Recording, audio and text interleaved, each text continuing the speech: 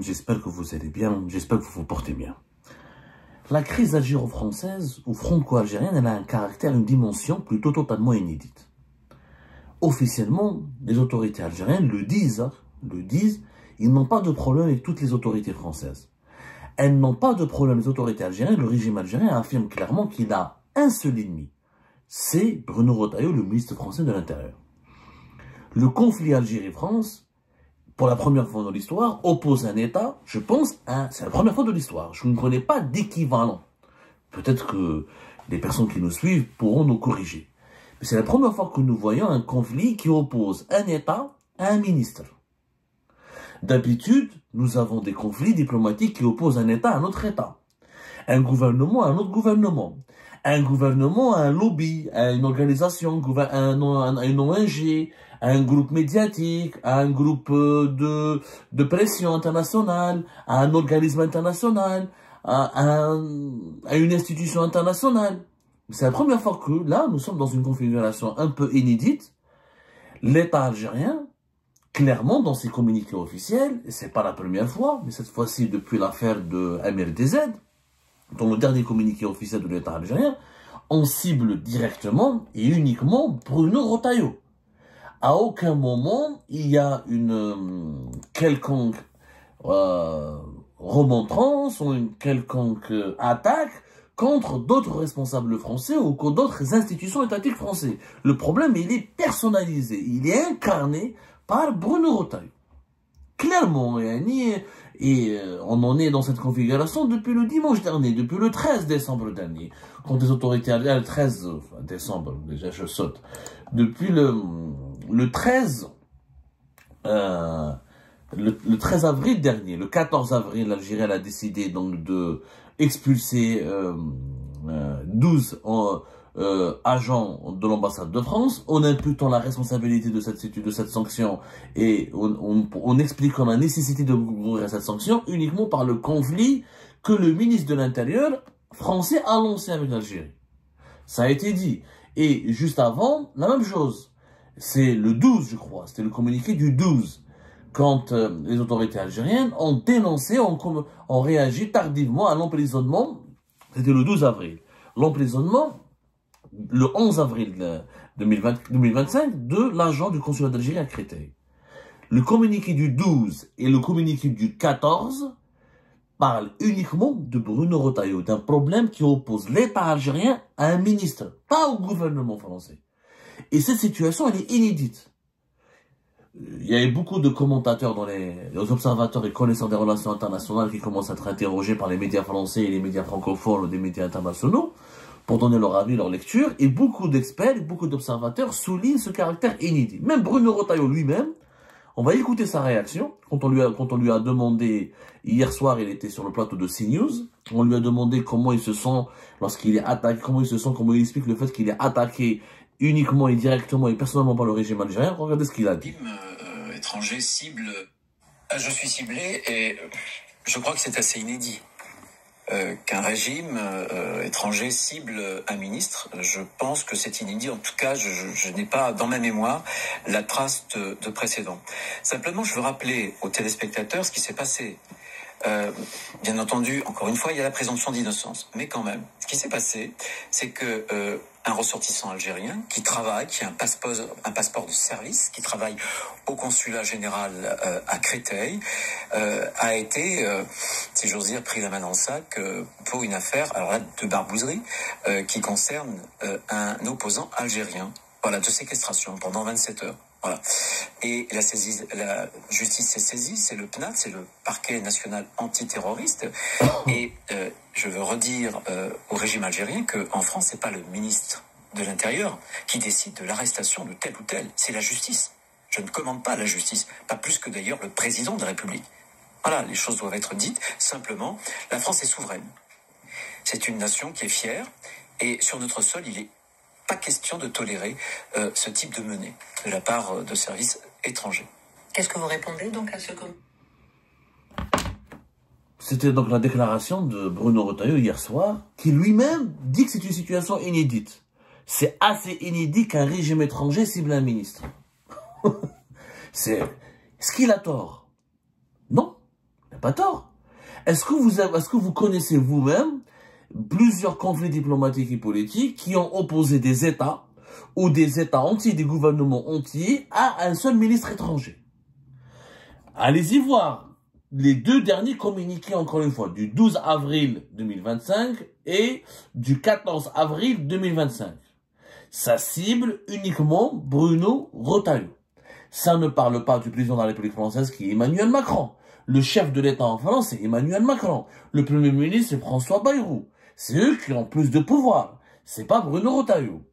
Donc ce conflit inédit soulève des interrogations. Est-ce que l'Algérie fait bien de s'attaquer uniquement à Bruno Retailleau et seulement à Bruno Retailleau? Est-ce que l'Algérie, est-ce qu'elle adopte une stratégie intelligente? Quelques experts ont été interrogés par la presse française.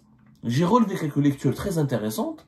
J'aimerais bien les partager avec vous. Alors, il y a un politologue, il y a un spécialiste qui a fait une lecture.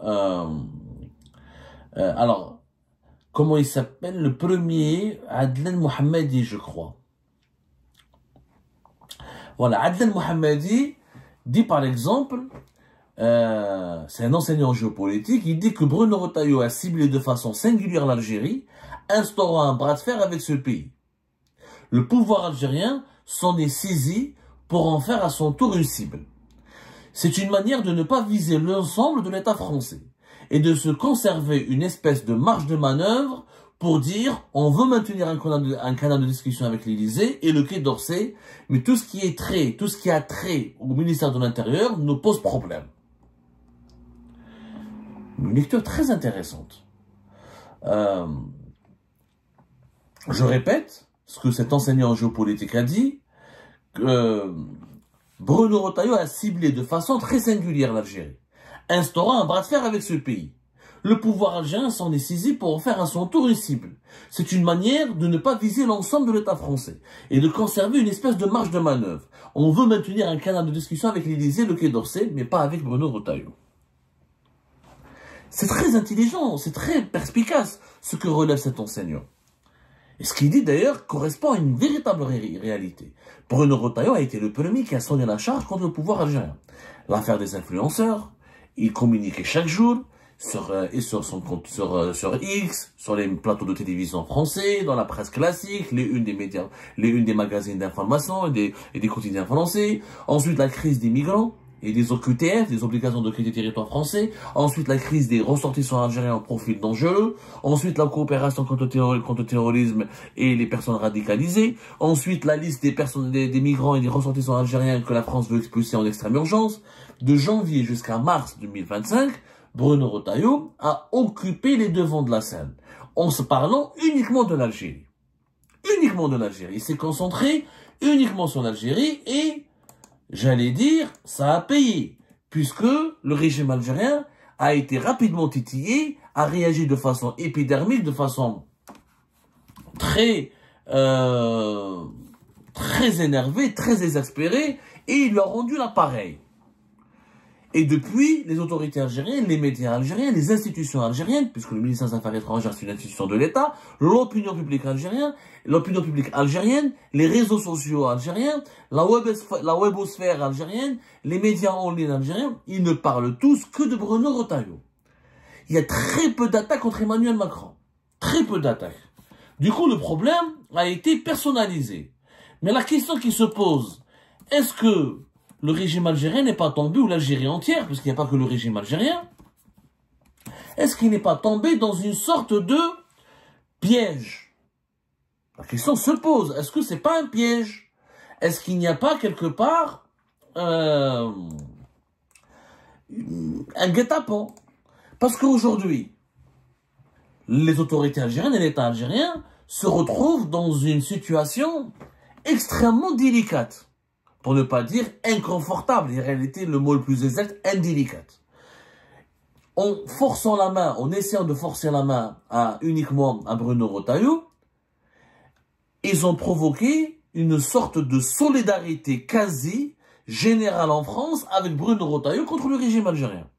Et Bruno Retailleau, aujourd'hui, il s'en sort très bien. Au départ, l'Algérie, elle avait complètement raison. Je vous dis la vérité, hein. Au départ, sur la question des influenceurs, sur la question des migrants, sur la question des ressortissants OQTF algériens, sur la question des expulsions décidées en urgence absolue par le ministère français de l'Intérieur. L'Algérie, elle avait raison, parce que c'était Bruno Retailleau qui l'a provoqué.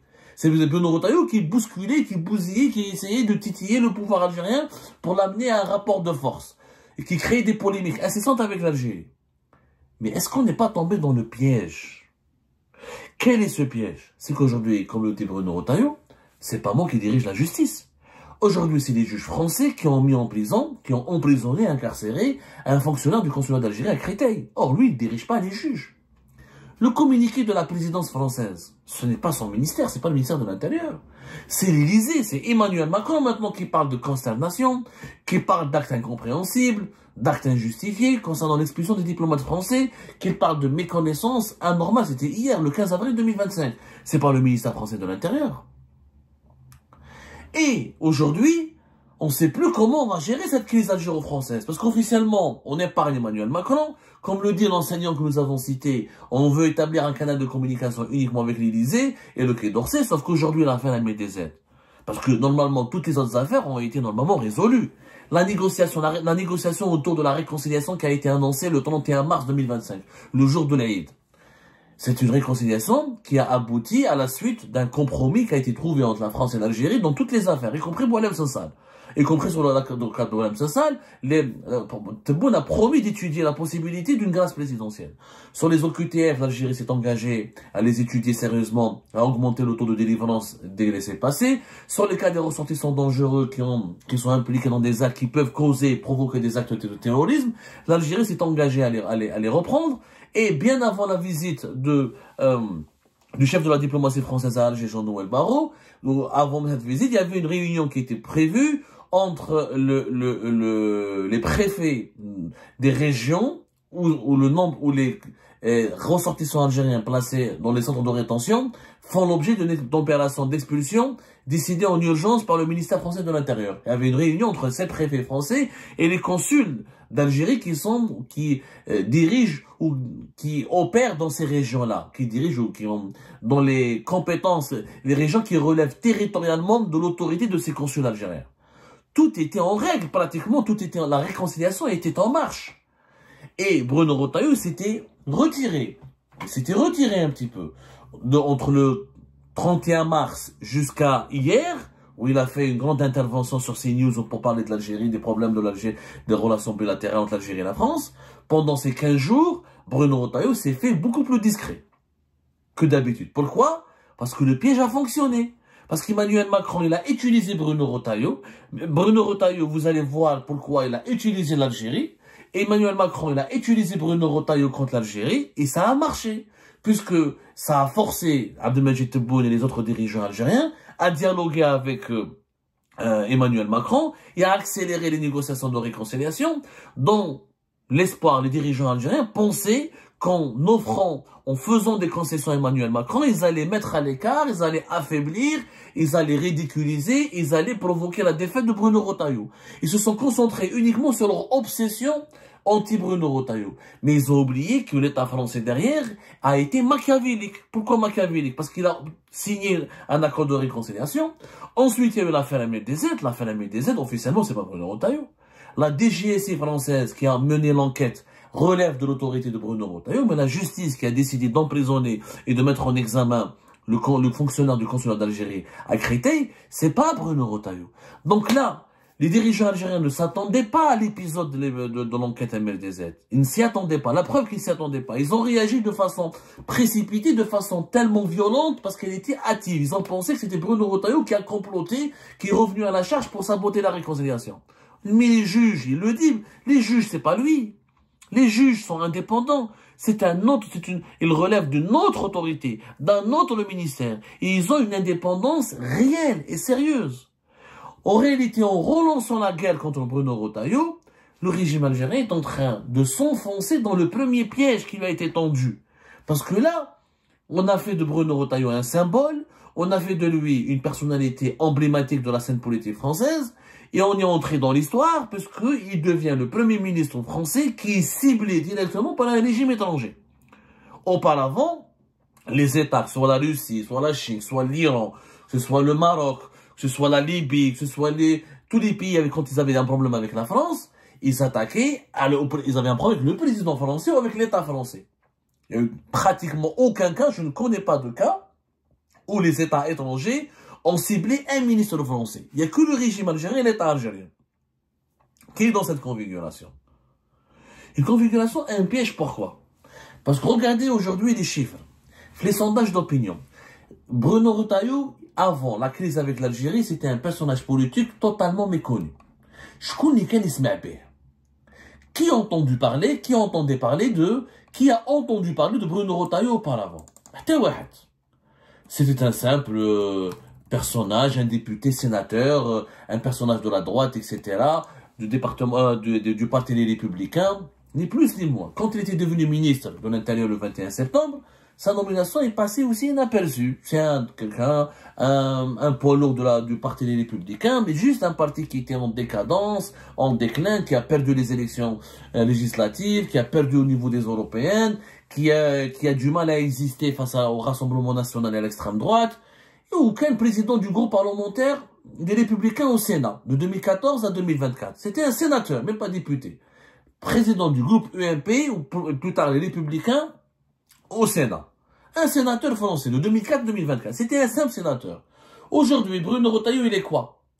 Aujourd'hui, Bruno Retailleau, il est le 4e personnage politique en lice pour remplacer ou pour succéder à Emmanuel Macron, à la tête de l'État français. Après Jordan Bardella, Marine Le Pen et Édouard Philippe, ancien Premier ministre, Jordan Bardella, président du Parti du Rassemblement national, qui est le premier parti de France, pour lequel 10 millions de Français ont voté quasiment lors des élections législatives anticipées, et Marine Le Pen, une figure historique du Front National et du Rassemblement national, et fille de Jean-Marie Le Pen. Donc elle est très connue. Juste après, nous avons Bruno Retailleau. Bruno Retailleau, aujourd'hui, 18% des Français interrogés récemment sont satisfaits de son action et pensent qu'il peut accéder à la présidence de la République. 9% sont très satisfaits, 35% ni satisfaits ni mécontents, 19% sont très mécontents et 16% sont mécontents. Mais il a quand même 18% de stress plutôt satisfaits et de 9% satisfaits. C'est devenu le 4e personnage politique populaire et le mieux positionné pour devenir président de la République en France. Grâce à qui? Comment il a obtenu cette popularité? Grâce à l'Algérie. Et les autorités algériennes sont tombées dans ce piège. Il a instrumentalisé les tensions avec l'Algérie pour se faire une excellente publicité politique, une très belle opération de promotion. Et les autorités algériennes ont vu le piège. Ils lui ont ouvert un boulevard royal. Plus Bruno Retailleau a été diabolisé par l'Algérie, ses autorités et sa presse, et ses élites dirigeantes, et ses élites et ses institutions, plus sa cote populaire elle monte, et plus il est candidat pour la présidence de son parti les Républicains pour le 17 mai prochain. Ensuite, il va se positionner pour les élections présidentielles. L'Algérie, grâce à l'Algérie, Bruno Retailleau, il a émergé. Il est devenu une bête politique, un personnage important. Il a dépassé Gérald Darmanin, Gabriel Attal, Xavier Bertrand, Éric Ciotti, François Hollande qui était un ancien président, Bernard Cazeneuve, des gens qui étaient anciennement ministres et qui a été au pouvoir bien avant lui. Lui, en quelques mois au pouvoir, grâce à l'Algérie, paf, il explose. Si c'est pas un piège, c'est quoi? En réalité, les dirigeants algériens et les Algériens, quand on leur parle, ils pensent qu'ils ont vraiment affaibli Bruno Retailleau, qu'ils l'ont humilié, qu'il n'a rien pu obtenir. Mais il a obtenu grâce à l'Algérie ce qui était inespéré pour lui. Une promotion politique, un positionnement. Il a intégré le top 4 des potentiels candidats au remplacement ou à la succession d'Emmanuel Macron pour les élections présidentielles françaises. C'est inespéré. L'Algérie lui a fait un immense cadeau. Et elle continue de lui faire un cadeau, puisqu'elle a rabaissé un État. En réalité, l'Algérie, elle s'est rabaissée à un conflit avec Bruno Retailleau. Qui fait un État, elle se bagarre avec un ministre. Bruno Retailleau, demain, il risque demain de mourir, il risque de partir, il risque de disparaître. Mais l'Algérie continuera d'exister. Bruno Retailleau, il a une durée de vie limitée, c'est un être humain. L'Algérie est un pays, est une idée, est une cause, est une valeur, est un idéal qui a survécu, qui survivra à ses habitants, à ses présidents, aux présidents français et aux autres. L'Algérie existe depuis des millénaires, elle continuera d'exister après pour des millénaires. On l'espère en tout cas. Mais Bruno Retailleau, il est là que pour quelques années. comment un État peut avoir un conflit direct avec un seul ministre, avec un seul individu? Un ministre, c'est quoi? C'est d'abord et avant tout un individu. Donc cette dimension inédite entre le conflit entre le pouvoir algérien ou l'État algérien avec Bruno Retailleau est en train de lui rendre un service. Bruno Retailleau n'est pas humilié, n'est pas affaibli. Au contraire, il se renforce. Il était quasiment un inconnu au bataillon. Jamais, je pense que des Françaises et des Français auraient pensé à lui pour éventuellement choisir un successeur à Emmanuel Macron. Et aujourd'hui, il est dans le top 4 des personnalités les plus célèbres et les plus populaires. Merci qui? Merci aux dirigeants algériens. Cette stratégie algérienne de diaboliser uniquement et de bousculer, de se bagarrer uniquement avec Bruno Retailleau pour garder des canaux de discussion et soulager la Palestine sur Emmanuel Macron a été catastrophique. A été catastrophique pour moi. Parce qu'on a fabriqué un véritable candidat aux élections présidentielles. Qui plus est, il a bien compris que plus il fait de l'anti-algérianisme, plus il gagne. Plus il monte en puissance. Et ça, les dirigeants algériens ont du mal encore à le comprendre.